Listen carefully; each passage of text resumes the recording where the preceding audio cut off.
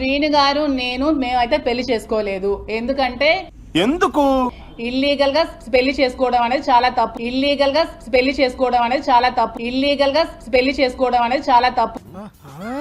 ఎందుకంటే నాకు డైవర్స్ అవ్వలేదు, అతనికి కూడా డైవర్స్ అవ్వలేదు. సో మేము ఎక్కడ కూడా మ్యారేజ్ చేసుకోలేదు.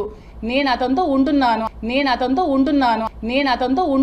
ఎందుకంటే నాకు డైవర్స్ అవ్వలేదు, అతనికి కూడా డైవర్స్ అవ్వలేదు. నేను అతనితో ఉంటున్నాను.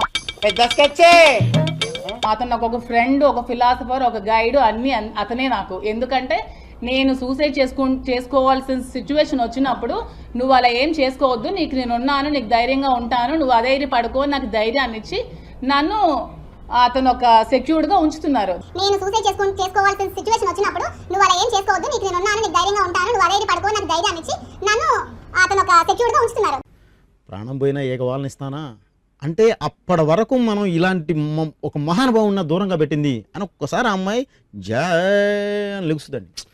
అదే టెన్షన్ గా ఉంది సూర్య గారు. మీరు తిమ్మిని బొమ్మిని చేస్తారు, పెద్ద పెద్ద ప్రాజెక్ట్స్ సెట్ చేస్తారు. ఈ చిన్న ప్రాబ్లం ని సాల్వ్ చేయండి, మీకేం కావాలన్నా ఇస్తాను. ప్లీజ్ సూర్య గారు, ప్లీజ్.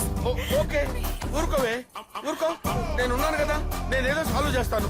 నువ్వు ఏడుస్తుంటే నాకు ఏడుపు వస్తుంది. ఊరుకో. దాంట్లో తప్పేమీ లేదు కదా.